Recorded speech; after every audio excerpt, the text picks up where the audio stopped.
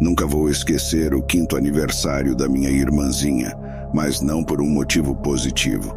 Foi em um lugar tipo sala de chá que fazia festas de princesa para aniversários de crianças. Eu não queria participar de nenhuma das atividades ou interações de princesa, pois estava preocupado que as pessoas achassem que eu era um bebê, como um típico 6º ano resistente. Em vez disso, eu estava jogando no meu DS em uma cadeira no corredor quando uma mulher aleatória se aproximou de mim e perguntou: "Ei, você é o filho da Glória, certo?"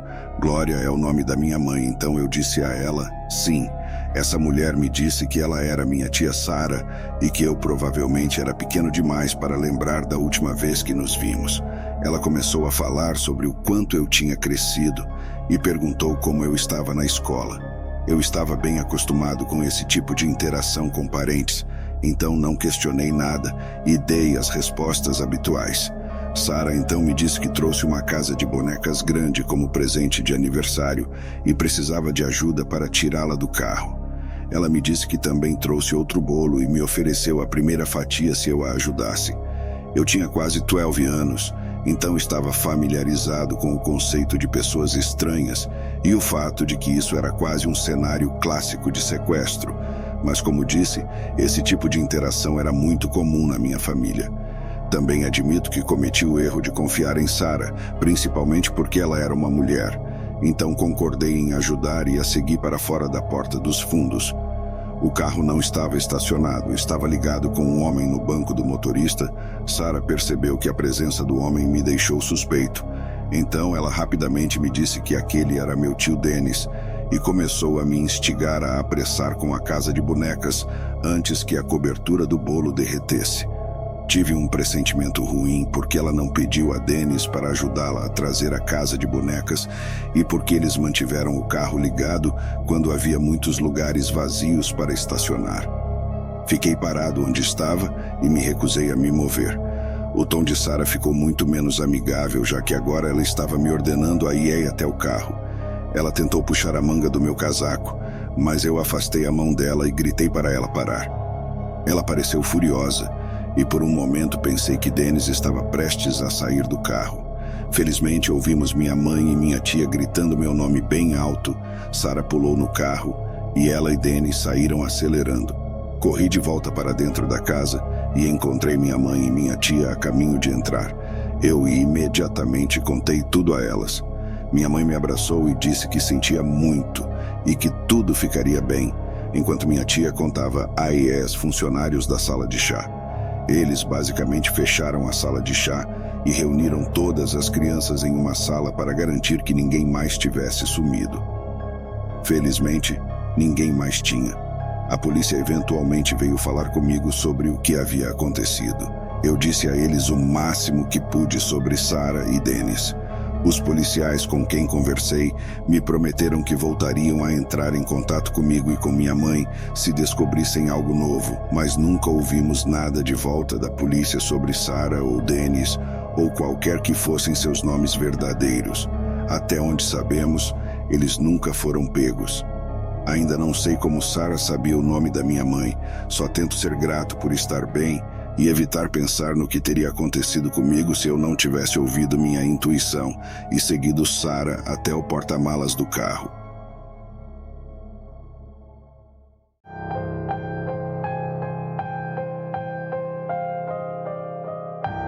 Não sou muito de comemorar aniversários. Não sou do tipo que faz um grande evento e convida todos os meus amigos, ou faz uma festa.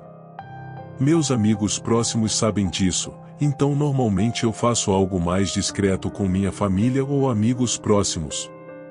Um ano em particular, depois de jantar com minha família, 3 amigos me mandaram mensagens de texto tentando fazer planos para sair e fazer algo, não sair para bares ou algo assim. Tínhamos apenas 19 anos na época e não tínhamos identidades falsas.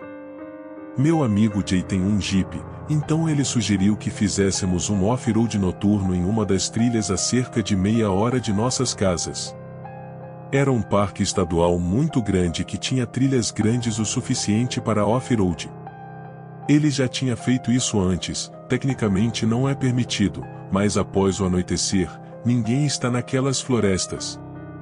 Como meu aniversário é em julho, os dias são realmente longos.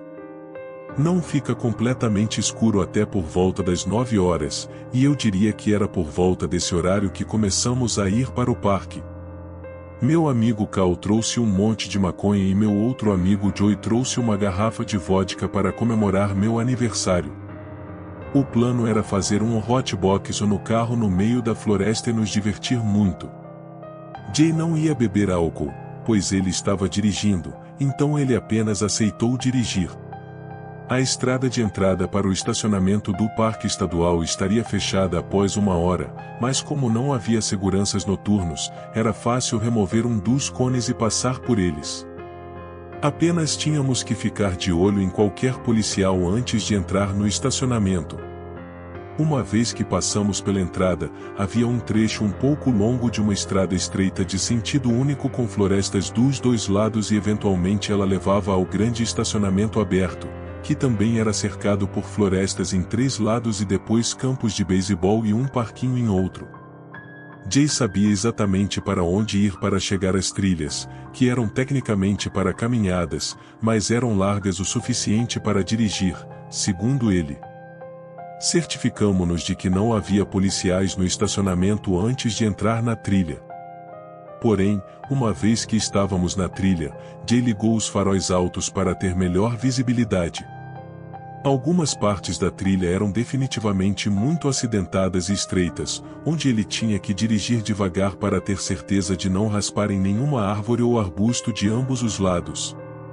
Afinal, as trilhas não foram feitas para carros, então a precaução era necessária. Foi definitivamente divertido no começo, onde a trilha se abria e havia lombadas. A irregularidade do passeio tornou isso divertido, quase como um brinquedo de parque de diversões. Cal acendeu o baseado que ele enrolou e começou a passar quando estávamos bastante adentrados nas trilhas. Jay desligou o motor e apagou os faróis. Ficamos no carro com a música tocando e a garrafa sendo passada. A música estava bastante alta, então quando todos nós pensamos que ouvimos algo do lado de fora, ficamos em silêncio e nos olhamos. Jay desligou a música e todos dissemos basicamente ao mesmo tempo: "O que foi isso?" ou "Vocês ouviram isso?" Concordamos que parecia um grito agudo. Jay ligou os faróis de novo, mas não vimos ninguém na nossa frente. Ainda assim, queríamos sair daquele local imediato, então ele dirigiu um pouco mais pela trilha. Uma vez que paramos de novo, concordamos que poderia ter sido uma raposa fêmea que ouvimos. Daqui para frente, ficamos com a música um pouco mais baixa, estávamos apenas relaxando e fazendo drinks. Em um determinado momento, meus amigos cantaram o parabéns pra você ou bem alto como uma piada. Eventualmente, eu tive que ir ao banheiro, então saí do carro e dei alguns passos pela trilha. No meio do caminho, ouvi o que jurei serem passos próximos. Cortei isso rapidamente e voltei para o carro, dizendo aos meus amigos que ouvi passos. Jay ligou os faróis de novo e ele e eu, estando nos bancos da frente, fomos os primeiros a gritar quando vimos alguém parado a cerca de 10 pés na frente do carro, ao lado da trilha. Era uma mulher com o capuz levantado. Esperávamos que ela fizesse algo, mas ela apenas ficou parada. Jay abaixou o vidro e perguntou: "Está tudo bem?" A mulher então recuou lentamente para a floresta até sumir de vista. Foi nesse momento que Cal, no banco de trás, de alguma forma, mesmo chapado para valer, notou algo horrível. Ainda me lembro do momento em que ele disse: "Galera, estamos cercados", e todos nós começamos a olhar ao redor na floresta. Deveria haver pelo menos mais 3 pessoas vestindo moletons com os capuzes levantados em lados diferentes do carro, todos olhando para o carro. Embora valha a pena lembrar que não era uma noite fria, era pleno julho, e eles estavam todos parados perto da trilha, nas árvores. Cal, no banco de trás, gritou, o que nos fez olhar para trás e ver um homem parado bem atrás do vidro traseiro olhando para dentro do carro. O brilho vermelho das lanternas traseiras criava esse brilho vermelho assustador na expressão inexpressiva do cara. Eu gritei, vamos sair daqui, só vai embora, e Jay ouviu. Ele colocou o carro na marcha e foi o mais rápido que pôde sobre as várias pedras e saliências na trilha. Estávamos todos assustados, e a saída da trilha demorou muito tempo, mas quando finalmente alcançamos o asfalto novamente por outra saída das trilhas de terra, sei que todos nós ficamos aliviados. Especialmente Jay, que estava o mais sóbrio de todos. Nós consideramos se essas pessoas eram apenas um grupo de jovens adultos se divertindo no meio da floresta como nós estávamos, mas isso não explicaria todos eles apenas nos encarando de forma assustadora, parados. Nem explicaria um deles olhando diretamente pela janela traseira, olhando para dentro do carro. E a questão de estarem todos vestindo moletons em uma noite de verão. Nós também percebemos que o som que ouvimos, parecido com um grito, provavelmente não era uma raposa afinal. E provavelmente tinha algo a ver com eles. De qualquer forma, off-road naquelas florestas à noite nunca foi uma ideia que cogitamos novamente.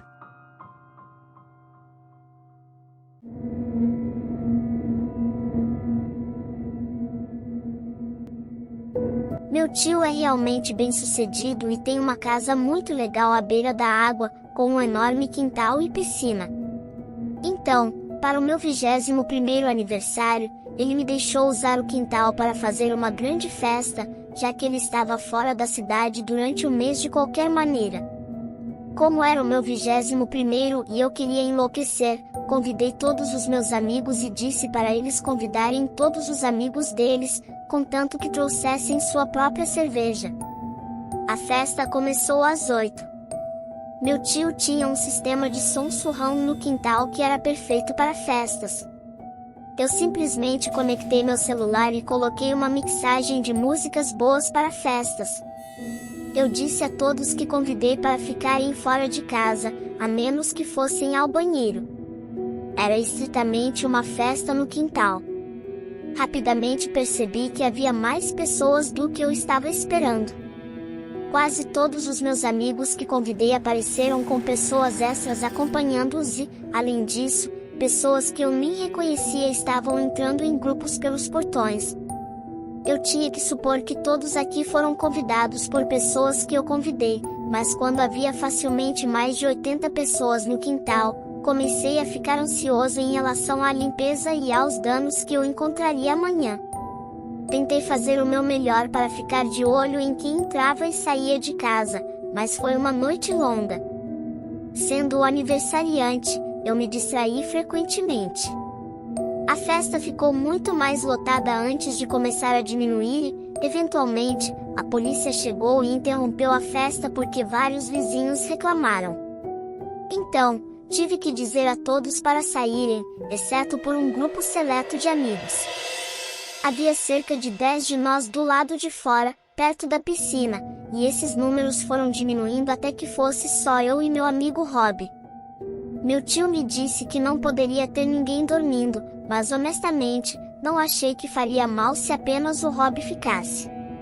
Ele estava completamente bêbado de qualquer maneira e provavelmente cairia no sofá e desmaiaria. Eu o levei para dentro e depois voltei para fora para trancar os 2 portões, depois travei a porta dos fundos. Quando voltei para dentro, o Rob já estava esparramado no sofá da sala de estar e, toda vez que eu tentava falar com ele e perguntar se ele já estava dormindo, ele apenas soltava um gemido meio esforçado. Então, eu o deixei lá. Fui verificar o banheiro para ver se estava muito sujo e, tirando algumas latas de cerveja vazias na bancada, não estava tão ruim. A limpeza não seria tão difícil no dia seguinte. Com a ajuda do Rob, subi as escadas planejando dormir em um dos muitos quartos, pensando por que meu tio era tão rigoroso com a proibição de hóspedes durante a noite, quando havia literalmente 4 camas extras. As 2 escadarias elegantes do enorme hall levavam a um corredor no andar de cima que dava para os quartos. Então, escovei os dentes com o dedo no banheiro do andar de cima e fui direto para a cama. Acordei cerca de 1 hora depois me sentindo muito enjoado. Misturei muitas bebidas alcoólicas. Tive que correr para o banheiro para vomitar. Depois de vomitar, saí e fiquei na varanda do andar de cima, e ouvi passos lá embaixo no hall. Andei até a grade da varanda e olhei para baixo. Falei Rob e vi uma figura na escuridão lá embaixo parar de se mover. Tive a sensação de que eles estavam me olhando, mas com o quão escuro estava na casa, não consegui ver o rosto da pessoa ou qualquer característica. A seguir, ouvi um barulho na sala de estar lá embaixo, o som de ronco, só então me dei conta de que a pessoa no hall não estava sozinha. Disse, quem está aí? Pensando talvez fosse apenas outro convidado da festa que talvez tivesse desmaiado em algum lugar bêbado mais cedo, mas eles não responderam. Então ouvi mais passos da área da cozinha lá embaixo. Meu coração começou a bater mais rápido agora. Eu disse, vou voltar a dormir fingindo que achava que eram apenas convidados da festa, quando na verdade estava voltando para o quarto para trancar a porta e ligar para a polícia. No entanto, então me lembrei do Rob lá embaixo. Eu tinha que tentar avisá-lo. Liguei para o celular dele e alguém atendeu antes que eu dissesse qualquer coisa. Eu disse o nome dele pelo menos 3 vezes, tudo que ouvi foi a respiração do outro lado da linha. Desliguei o telefone e liguei para a polícia imediatamente, enquanto estava ao telefone, sussurrando para o operador do 190, a maçaneta da porta começou a girar e, em seguida, houve uma batida leve na porta. Eu perguntei ao operador em um sussurro se deveria dizer que estava falando com a polícia e ele disse não anuncie minha presença. Perguntei o que fazer sobre meu amigo Rob, e ele pausou por um segundo como se não soubesse o que me dizer, então ele disse para eu esperar no quarto até a polícia chegar. Se eles achassem que meu amigo estava dormindo, provavelmente não o machucariam. Percebi que nem o operador realmente sabia o que fazer nessa situação, mas achei que essa fosse a melhor opção até o momento. Tudo o que eu podia fazer era esperar no quarto trancado até a polícia chegar. O operador me disse que a polícia estava a caminho agora e que eles tentariam entrar pela porta da frente dos fundos. A polícia conseguiu entrar pela porta dos fundos, que estava aberta por um dos invasores. Somente então me disseram para descer e encontrá-los. Acabei de acordar o Rob e expliquei tudo para a polícia enquanto ele ouvia ainda bêbado e confuso. Eu procurei pela casa para ver se algo estava faltando, mas não era minha casa, então eu realmente não sabia o que estava lá antes. O quarto do meu tio estava trancado, e ele não tinha muitos objetos de valor apenas à vista. A polícia procurou a casa inteira antes de sair. Eles disseram que manteriam um policial na rua durante a noite, o que me fez sentir um pouco melhor. Nunca contei isso ao meu tio até que ele perguntou onde estava o relógio Cartier dele. Aparentemente, ele foi roubado diretamente da gaveta da cozinha por um dos invasores. Foi então que tive que contar a verdade a ele, e obviamente ele ficou tudo menos feliz. Ele nunca me pediu para reembolsá-lo pelo relógio, mas também nunca me permitiu fazer nenhum tipo de evento em sua casa novamente, e não posso culpá-lo por isso.